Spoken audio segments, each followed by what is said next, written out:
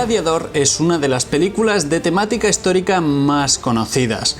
Su recreación del Imperio Romano, sus actuaciones, su magistral banda sonora, sus diálogos y discursos, todo nos hizo disfrutar de una película vibrante que ganó 5 Oscars y que hizo renacer el cine épico. Pero tiene sus incoherencias históricas y en este vídeo vamos a destriparlas. Ojo, y no para decir que es una película mala, es un peliculón. A mí me encanta, se disfruta desde el principio hasta el final, pero lo vamos a utilizar como una herramienta para aprender historia. Porque sí, obviamente también tiene muchos aciertos que nos hacen interesarnos por nuestro pasado y aprender.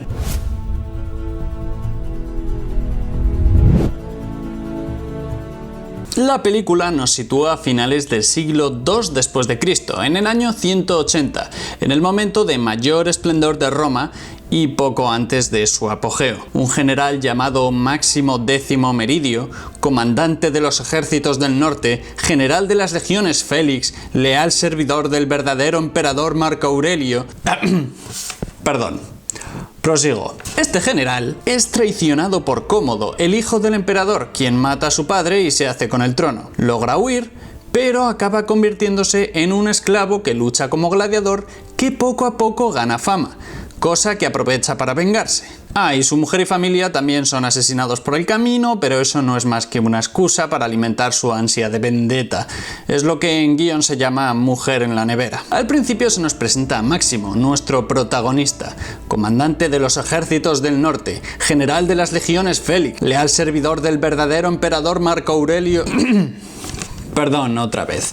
El caso es que este personaje está totalmente inventado. My name is Maximus Decimus Meridius, commander of the armies of the north, general of the Felix Legions. ¿Legiones en plural? Aquí hay alguien que se está viniendo un poquito arriba, ¿no? Y es que resulta que Legión Félix solo había una, la cuarta legión, la Legio Flavia Félix, que duró desde el año 70 hasta el siglo V, que como dejó de haber Imperio Romano, pues dejó de haber legiones romanas. Legión Félix, por cierto, no Fénix. Vamos, que tenía ahí 4.200 personas a su cargo, no está mal, se podría considerar una gran empresa, pero te estás flipando, amigo, no tienes más de una legión, tienes una. Se nos muestra el principio de una batalla contra los pueblos germánicos. Os decía antes que el máximo esplendor de Roma se logró en el siglo II. Eso es así sobre todo gracias a los logros de los conocidos como 5 buenos emperadores: Nerva, Trajano, Adriano, Antonio Pío y Marco Aurelio, que os sonará porque es el emperador que sale al principio de la película. El problema es que se nos hace ver que los germanos son el único problema y que tan solo tiene que matar a esos salvajes que andan molestando al otro lado del Danubio. Lo cierto es que Marco Aurelio se pasó la vida luchando contra los partos y sofocando alguna rebelión interna, e incluso gestionando alguna pandemia de peste. Vamos, que los germanos no habían sido su único problema en absoluto. De hecho, se pasó 12 años luchando contra los germanos, lo que se conoce como las guerras marcomanas. ¿Y dónde transcurre esta espectacular batalla del principio? Pues en algún sitio. Se trata de la campaña para anexionar Moravia, una región de la actual República Checa y Eslovaquia Occidental, pero en el guión se llama la batalla de Vindobona.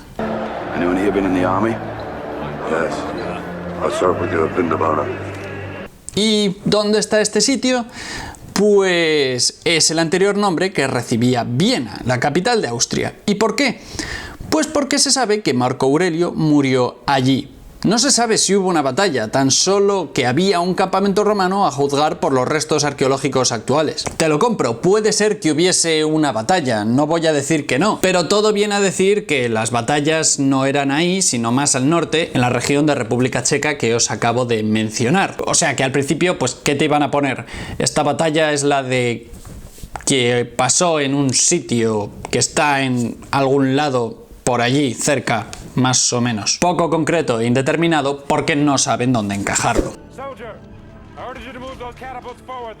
Esta batalla es brutal, de hecho es como el principio de Salvar al soldado Ryan. Nada más empezar tiene un saque apoteósico, en toda la cara te pone ahí una batalla súper épica, sangrienta, y conocemos a nuestros protagonistas. Y claro, alucinas. Pero Mi pregunta es, ¿por qué usaban armas de asedio en combate a campo abierto? Las ballestas existían, sí, como las catapultas, pero eran armas que se usaban para sitiar ciudades, no una tribu de gente mal armada en un bosque. El éxito de las legiones romanas era su entrenamiento y organización a campo abierto. Los romanos ya sabían que muchos de esos pueblos iban a durar menos que Polonia en la Segunda Guerra Mundial, y no hacía falta llevar maquinaria de asedio. De hecho, los germanos rara vez luchaban a campo abierto porque conocían esa superioridad táctica y estratégica de los romanos. O sea, no iban atacando ahí a lo loco, a lo suicida, a campo abierto, ahí en plan, tengo más ganas que morir que un motorista que adelanta por la derecha. O sea, no eran idiotas. Fijaos en esta escena, esto es completamente imposible. ¿Y qué hay de raro?, te preguntarás. Bueno, los romanos no conocían los estribos. De hecho, no usaban mucha caballería porque no los habían inventado, y manejar un caballo sin estribos es harto complicado. Una de las causas de la gran derrota que sufrieron los romanos en la batalla de Adrianápolis en el año 378, en la actual Turquía, es que unos godos y alanos sí usaban estribos, tecnología importada desde Asia. Además, es que sin estribos es muy fácil caerte del caballo, de ahí viene la expresión perder los estribos. O sea, que la batalla del principio, Máximo y los suyos habrían estado dando vueltas por ahí a lo loco, sin sentido, intentando dominar sus monturas. Pero eso no sería tan épico. Los uniformes y trajes en esta película hay algunos más o menos acertados y hay otros que directamente parecen sacados de una película mala de fantasía. Por ejemplo, la armadura que usan al principio es la que se conoce como Imperial Gallic, que fue utilizada por las legiones romanas desde el 75 después de Cristo y fue reemplazada por un nuevo diseño en el año 100. O sea que o llevaban armaduras vintage o llevaban 80 años sin renovar el vestuario. Por otra parte, la ropa de los germanos parece ser sacada de la edad de piedra. A ver, los germanos no es que fuesen con equipos de alta tecnología, GPS, armas de fuego y drones, pero tampoco eran hombres de las cavernas, conocían las armaduras. Lo que pasa es que desde el punto de vista de los romanos, cualquier persona que no fuese romano era una persona completamente incivilizada. De hecho, la palabra bárbaro viene a decir extranjero, viene de balbucear, el que no habla mi idioma, de ahí viene.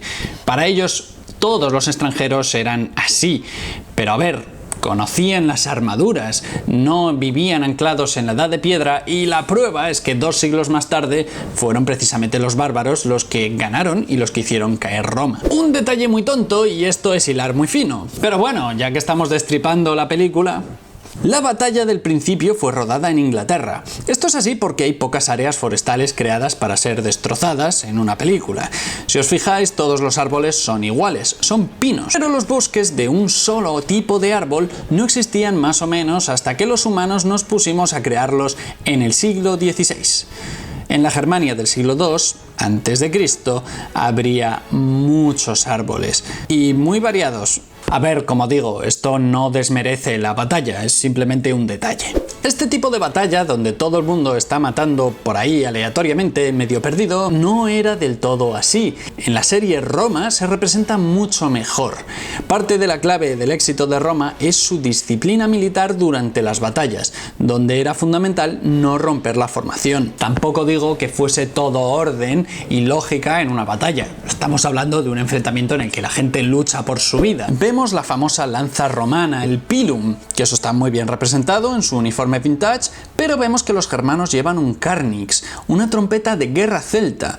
Es cierto que los celtas tienen su origen en el centro de Europa, cerca de Suiza, pero en principio los celtas y los pueblos germanos eran pueblos diferentes, y los carnix se atribuye exclusivamente a los pueblos celtas. Aquí he de decir que no estoy del todo seguro, a mí me escama un poco y me parece raro, pero podría ser. Sin embargo,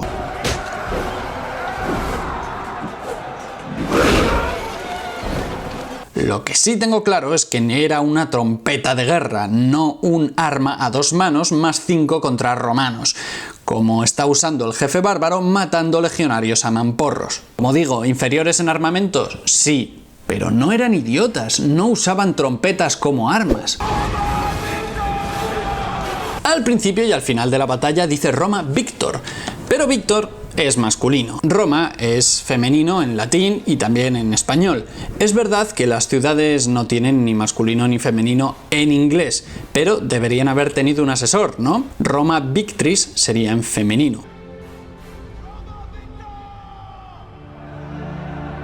Hay más errores de este tipo, por ejemplo, se ve escrito Ludus Magnus, que aparece como el nombre de la escuela de gladiadores, pero es que esa escuela de gladiadores se llamaba Ludus Magnus Gladiator. En la escena en la que dos senadores discuten sobre qué nota hay que poner a los gladiadores, podemos leer Gladiatores Violentia, que es raro, debería haber sido Violenti, que es masculino, como gladiador. Que sí, que son errores tontos y que no afectan en absoluto al total de la película, pero ¿no podrían haber contratado un asesor? Marco Aurelio era inteligente, culto y eficaz. Sí, hay políticos así, pocos, pero los hay. Y redujo la mayor parte de las amenazas. ¿Significa eso que tal y como él decía, este es el mundo que él había creado? You see that map, Maximus? That is the world which I created. Básicamente él puso en su currículum todos los logros de los emperadores anteriores para presumir ante Máximo. Ni siquiera es verdad, él no conquistó todo eso. Él lo que hizo en su mayoría era asegurar fronteras y perpetuar la estabilidad. Tan solo le faltaba escribir en su currículum que él también dirigía una legión de esas Félix que hay por ahí.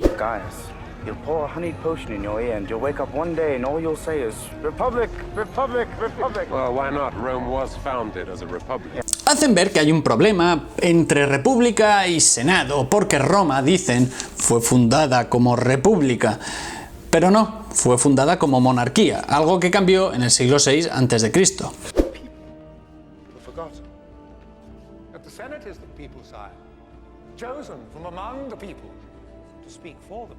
También se dice que el Senado lo elige el pueblo, pero no, son los patricios, las familias nobles.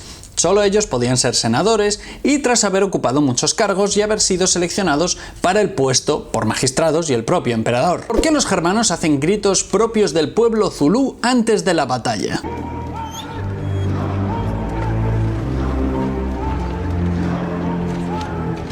Sí, gritos zulús, no me lo estoy inventando. Escucha.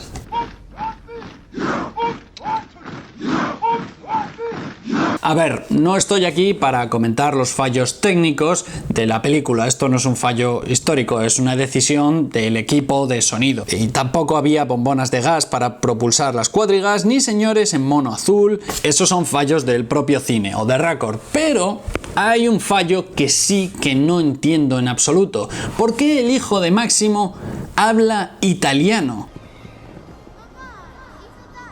Los niños hispanos hablaban latín, no italiano.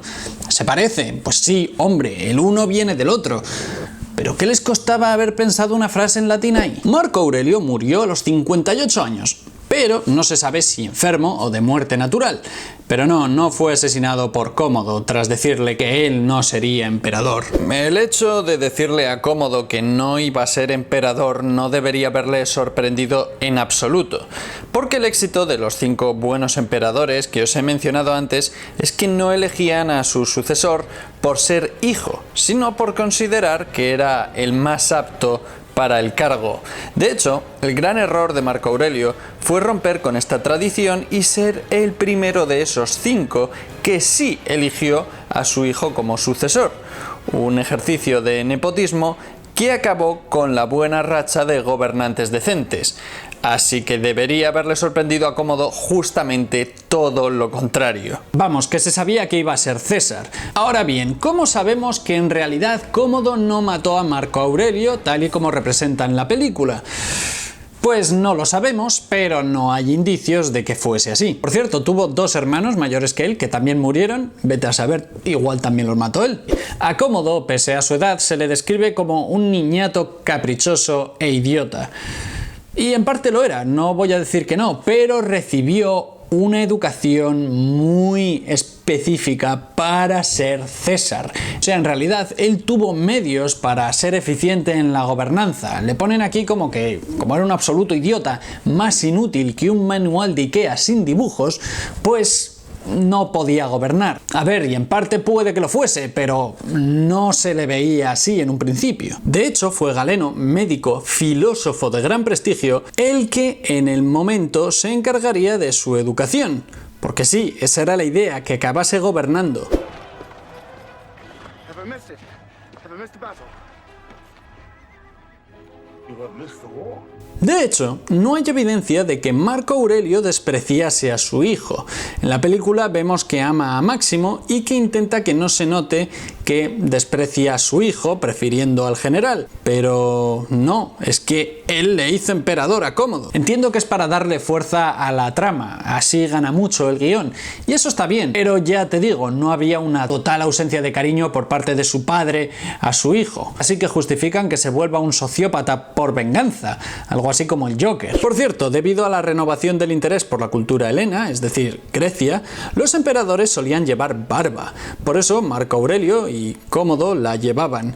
Pero bueno, esto es una decisión estética más que por otra cosa. Y también he leído que en esta época, según parece, lo que se llevaba era el pelo corto y el pelo largo hasta estaba mal visto. Sí, bueno, ya sabéis, esto va por modas. A lo mejor veían a alguien con pelo largo y decían, ¡uf!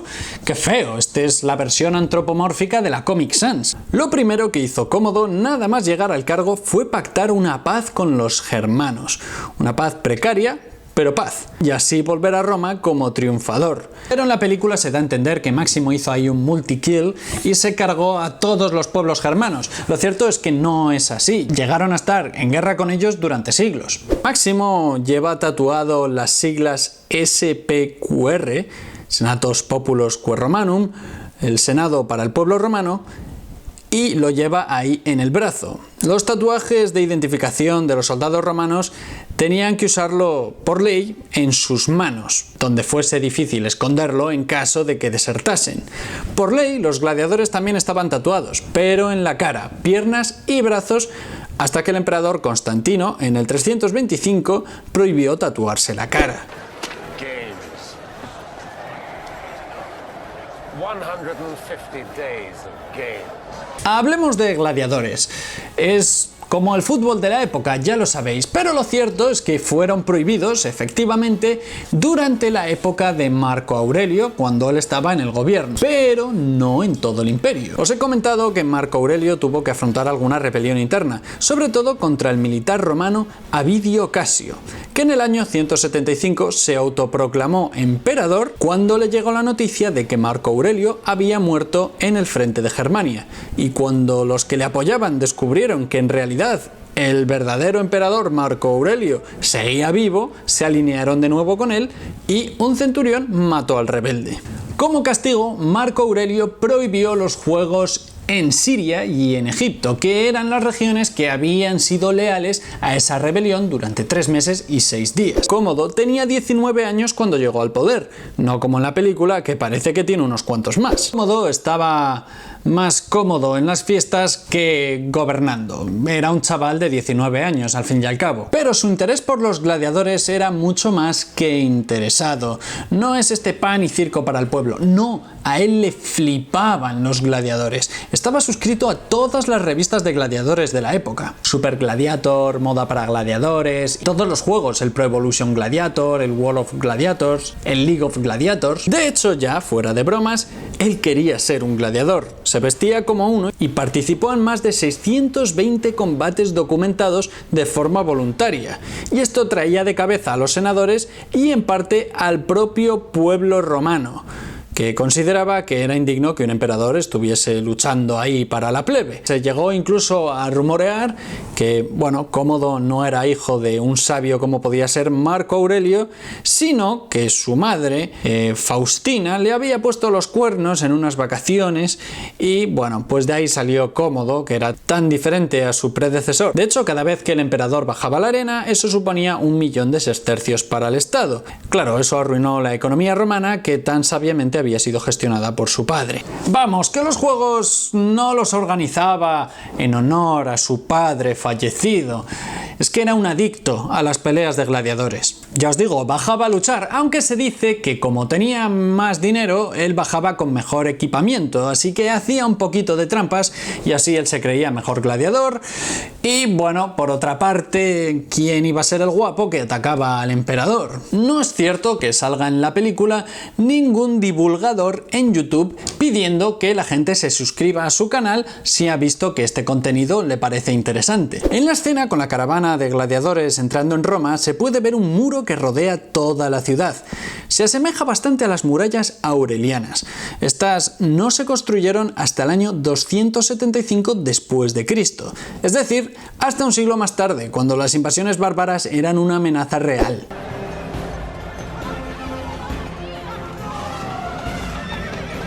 También se ve un elefante.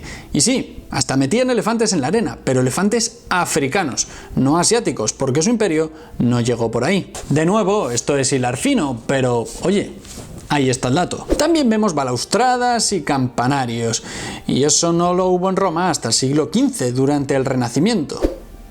Estos folletos no existían. Los avisos de eventos se escribían en pizarras. Oh, you should see the Colosseum, Spaniard. 50,000 Romans. El Coliseo es brutal ahora. Imaginad en la época cuando no estaba en ruinas y estaba cubierto de mármol.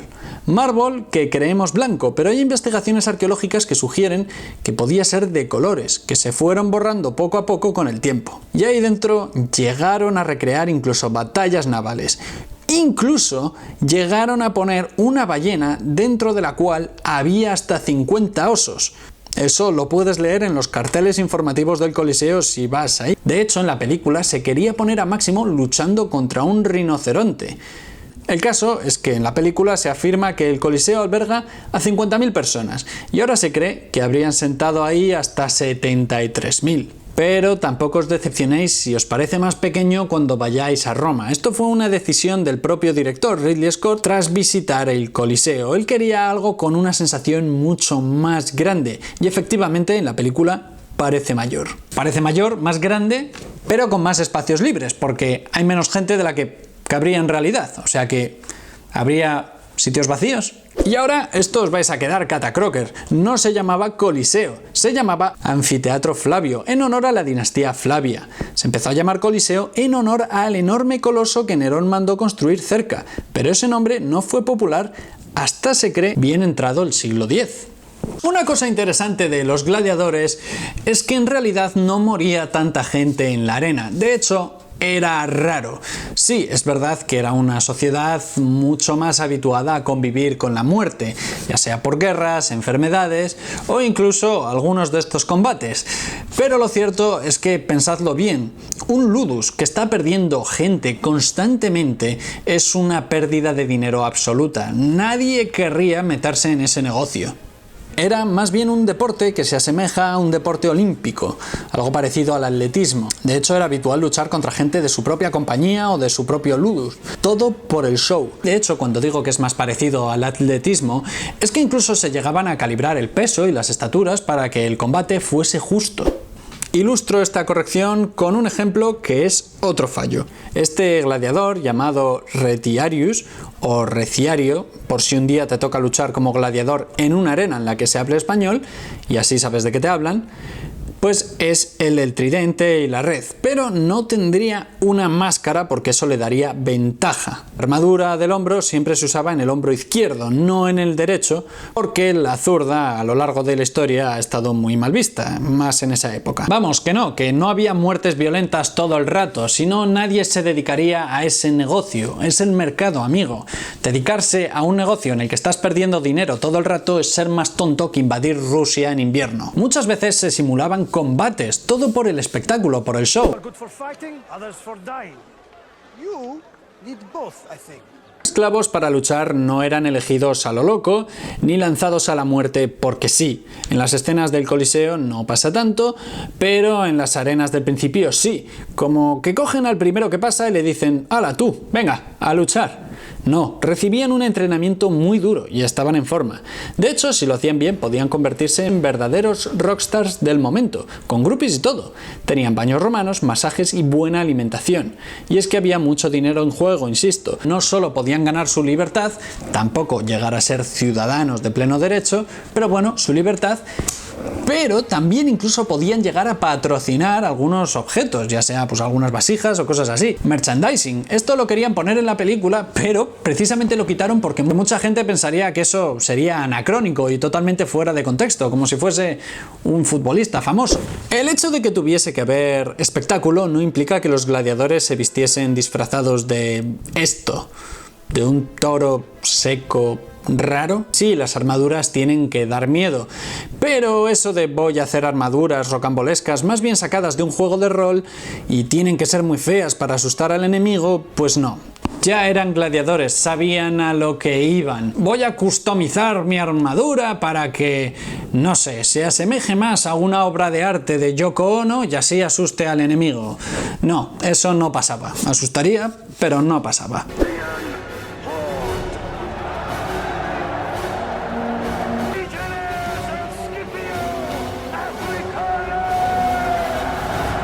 Ahora viene uno de los errores históricos de la película que de verdad no lo entiendo. De hecho, creo que le falta coherencia incluso dentro de la propia trama. En la recreación de la batalla de Cartago, dentro del Coliseo, la famosa pelea, los gladiadores de Próximo, dirigidos por Máximo, interpretan el papel de cartagineses. Están recreando la famosa batalla de Zama en el siglo II a.C., cuando Publio Cornelio Escipión venció a Aníbal después de 16 años dando vueltas por ahí en Italia y saqueando Italia. El caso es que a este grupo de gladiadores los ponen como los perdedores o los cartagineses porque, bueno, se supone que van a perder ese combate ahí en el Coliseo. Y a los ganadores deberían ser los romanos. Sin embargo, nos encontramos que los gladiadores que representan los cartagineses, los de Máximo, usan armaduras y escudos de estilo romano, mientras que sus oponentes, los que deberían ser los romanos, usan armaduras no romanas y ni siquiera luchan como romanos. Están ahí atacando con caballos, con arqueros dibujados en el carro, es muy confuso. Es como que todo está pensado al revés. Y sí, esos son los romanos de Publio Cornelio Escipión el africano. Entonces eso significa que tienes que ponerles capas de leopardo y no sé, como si hubiesen salido de Wakanda. Te dicen, por cierto, que Publio Cornelio Escipión el africano, que lo están rememorando ahí como un héroe, bueno, fue apartado de la vida pública por tramas palaciegas de manera injusta. Luego además él acabó echando pestes de Roma, hablando fatal de cómo eran los romanos.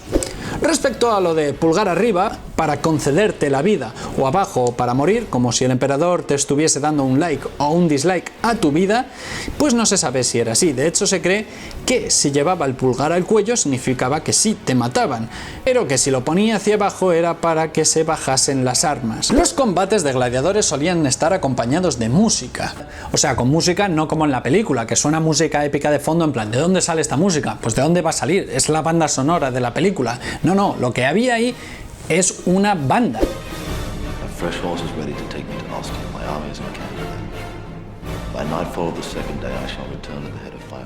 En la película se dice que el antiguo ejército de Máximo estaba acampado en Ostia. A pesar de que se dice que su legión sigue siendo fiel, pese a que los oficiales fueron reemplazados por hombres leales a Cómodo, no tiene ningún sentido. Un ejército que no fuese directamente fiel al emperador o a la guardia pretoriana habría acampado tan cerca de Roma. Es que esto es, a día de hoy, literalmente Roma. Es un distrito de la capital italiana. O sea, puede que el emperador fuese idiota, ¿vale? Tenía ahí algún gen bárbaro, puede ser, pero tan idiota como para dejar que un ejército con severos indicios de no ser leal y de que puede acabar rebelándose acampase en su misma ciudad. Cómodo, además de sus fiestas y los espectáculos de gladiadores, también planeaba asesinatos de todos aquellos que tramaban algo contra él, haciendo recordar a los romanos a veces los tiempos de Calígula o de Nerón,